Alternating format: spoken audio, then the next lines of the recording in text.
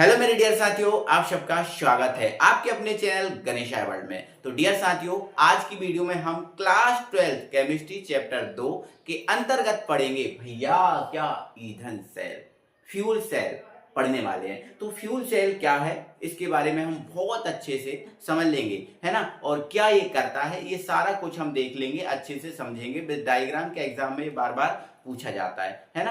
तो चलो स्टार्ट कर लेते हैं। तो पहला तो क्वेश्चन हमारा ये है कि भाई देखो, सेल तो मैं आपको पहले ही बता चुका हूं, सेल वो होता है जिसमें धारा उत्पन्न होती है। सेल का मतलब ही है धारा उत्पन्न करना। तो सेल तो आप जानते हो, लेकिन पढ़ना कौन सा है? ईंधन सेल पढ़ना है। तो देखो नाम समझ में आ रहा है, ईंधन सेल मतलब ईंधन को ना जलाया जाएगा इस सेल में। इस सेल के अंदर ईंधन को जलाया जाएगा। और ईंधन कौन सा जलाया जाएगा? तो भैया इसमें जो ईंधन है वो हाइड्रोजन हुआ, मेथेन हुआ, कार्बन मोनोऑक्साइड हुआ, इन ईंधनों को जलाया जाता है। ऐसा नहीं कि लकड़ी कंडे नहीं जलाए जाते। इसमें ईंधन के रूप में हाइड्रोजन, मेथेन और यहां से फिर कार्बन मोनोऑक्साइड है, CO भी आप लिख सकते हो, कार्बन मोनोऑक्साइड। इनको अपन क्या करेंगे? जलाएंगे। तो आपको पता है ये रासायनिक पदार्थ है। तो ये रासायनिक पदार्थ है, तो इनसे जो ऊर्जा मिलेगी वो कौन सी ऊर्जा होगी? रासायनिक ऊर्जा। और उस रासायनिक ऊर्जा को फिर हम विद्युत ऊर्जा में बदलेंगे, ठीक है ना। तो ईंधन सेल क्या है? ऐसे सेल जिनमें ईंधन H2CH4CO को जलाकर इनकी रासायनिक ऊर्जा को हम काय में बदलते हैं? विद्युत ऊर्जा में, ठीक है। तो उन्हें परिवर्तित करते हैं। ऐसे सेल को हम क्या बोलते हैं? ईंधन सेल। लेकिन इस सेल की जो दक्षता है ना बेटा, वो 74% ही होती है। ये पेपर में आती है कि ईंधन सेल की दक्षता कितनी होती है, तो 74% होती है। तो आपको देखो, परसेंट तो 100 का होता है, परसेंट कितना होता है? 100 का। लेकिन 100 में से 74 ही दक्षता है, 74 इस काम में आ रहा है। बाकी मतलब 74% ईंधन काम में आ रहा है, बाकी कितना परसेंट खराब चला जा रहा है? 26%, ठीक है। तो ध्यान रखना है कि ये जो सेल है वो दक्षता 74% होती है, पेपर में आता है, ठीक है। और बाकी 26% मटेरियल वेस्टेड, खराब हो जाता है, ठीक है, कोई काम में नहीं आता, ठीक है। ये तो ईंधन सेल हो गया सर, ये समझ गए। अब ईंधन सेल बनता क्या है, इसमें क्या क्या होता है वो देखेंगे। तो पहले इसके उदाहरण देख लो आप, है ना। तो बेटा ईंधन सेल में आता कौन कौन है? तो ईंधन सेल में देखो, पहला तो हाइड्रोजन ऑक्सीजन सेल भी आता है। कौन सा सेल? Hydrogen oxygen cell.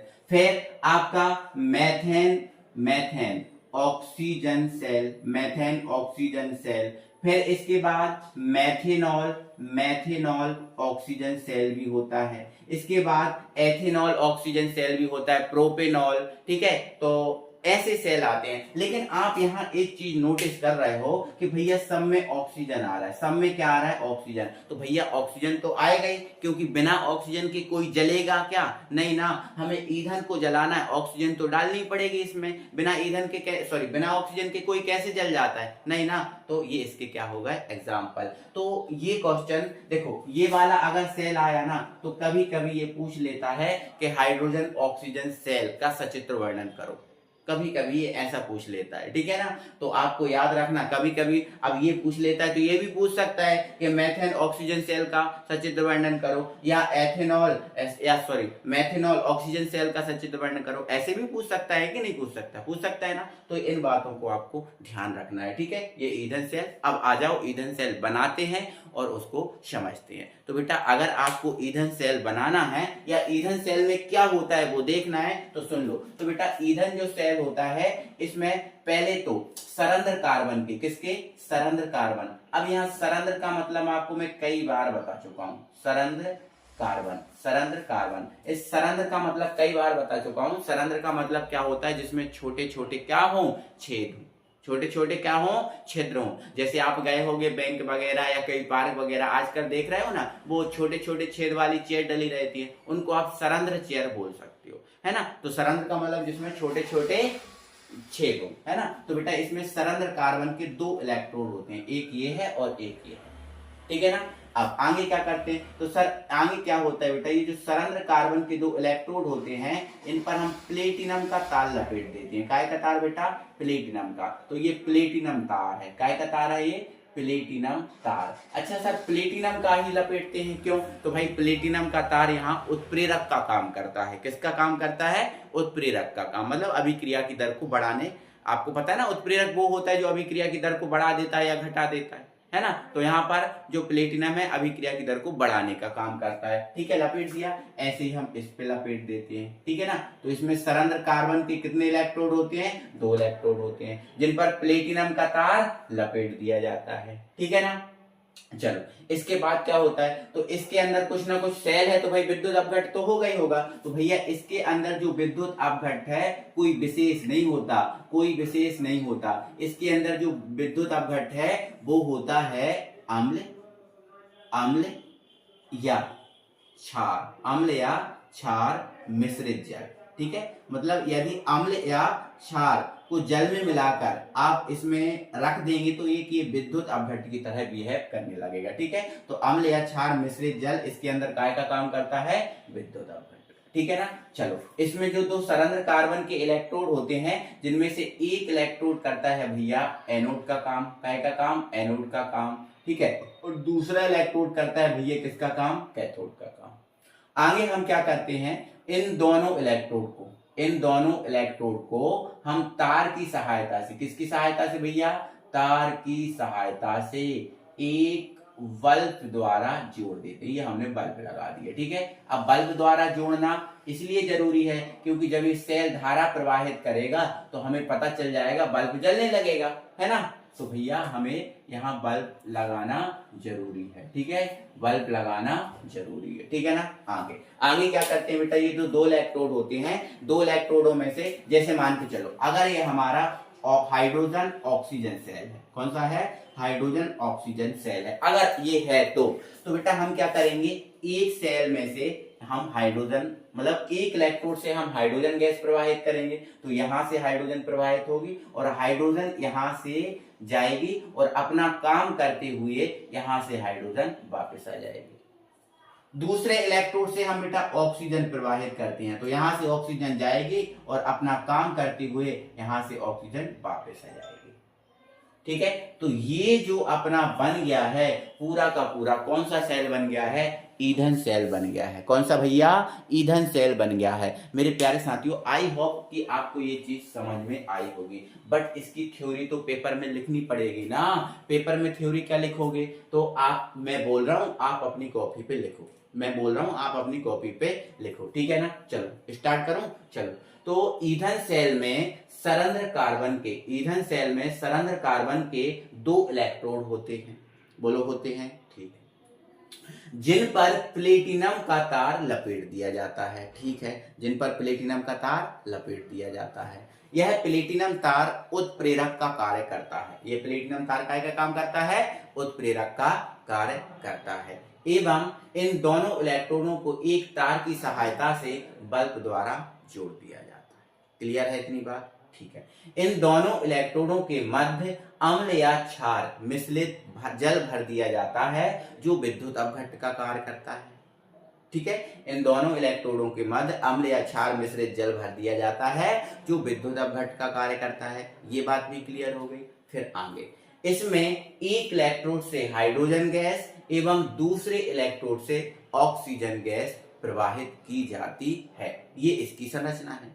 ठीक है, अब क्रिया विधि, तो भैया जब ये सेल कार्य करेगा तो इस पर ऑक्सीकरण और अपचयन होगा कि नहीं होगा? होगा, ऑक्सीकरण होगा और अपचयन होगा। तो ये एनोड है, तो एनोड पर हमें पता है ऑक्सीकरण होता है और कैथोड पर क्या होता है? अपचयन होता है कि नहीं होता? तो भैया अब हम इस सेल से कार्य कराएं कि ना कराएं? ठीक है, चलो कराते हैं, इससे कार्य कराते हैं। ठीक है, तो इसकी हम रासायनिक अभिक्रियाएं लिखेंगे, है ना। तो ये संरचना लिख लिया आपने, अब इसकी आप रासायनिक अभिक्रियाएं लिख लो। तो मैं यहाँ पर लिख दे रहा हूं रासायनिक अभिक्रियाएं, रासायनिक अभिक्रियाएं।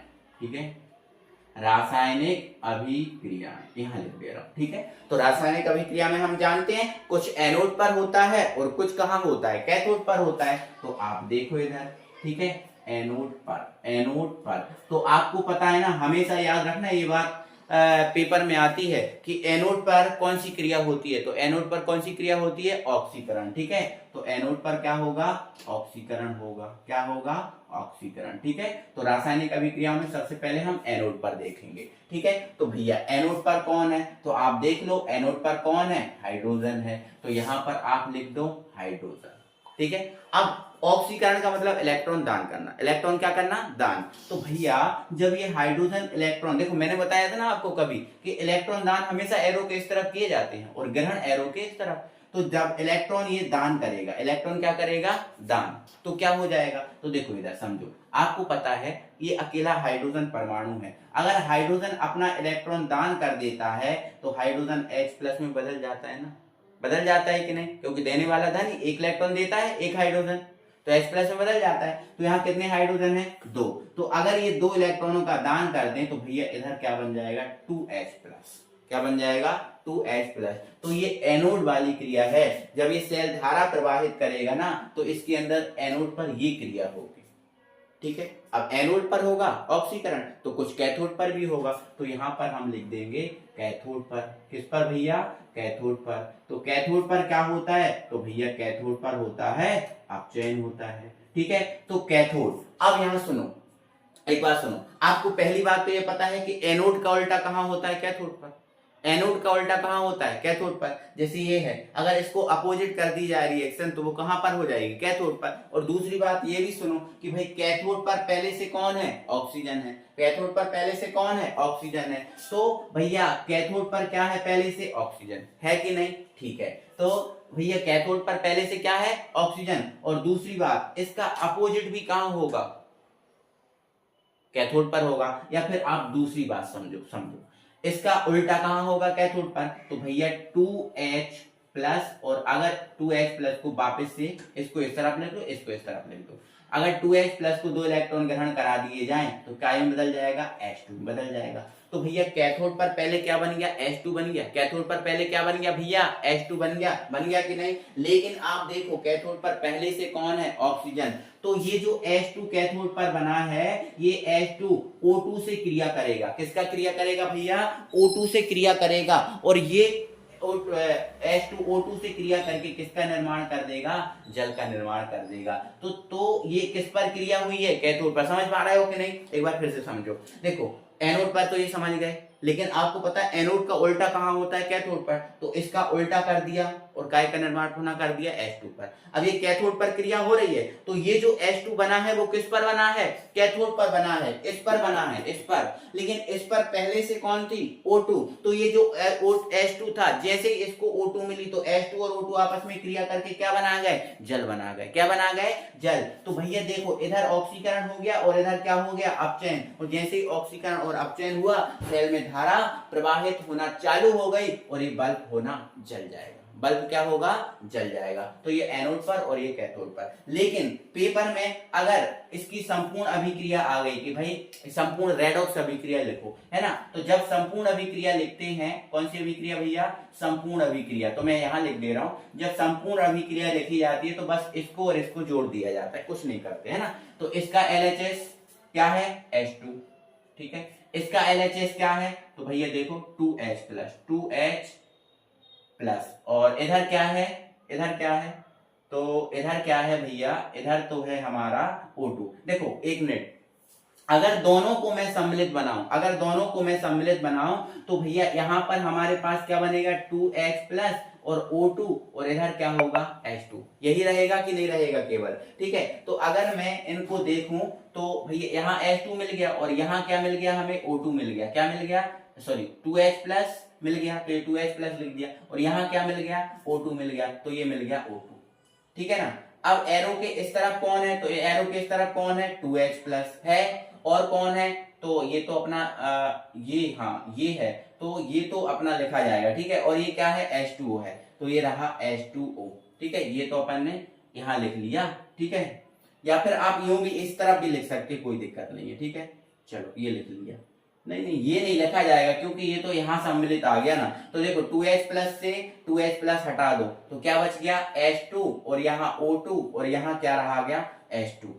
तो ये इसकी कौन सी अभिक्रिया हो जाएगी, संपूर्ण हो जाएगी ना, ठीक है। तो ऐसे करके अपन इस सेल को कंप्लीटली फिनिश कर सकते हैं, ठीक है। तो कैसा लगा वीडियो, एक बार जरूर से कमेंट बॉक्स में कमेंट करके बताएं, ठीक है ना भाई। चलो मिलते हैं अगली वीडियो में, तब तक के लिए जय हिंद।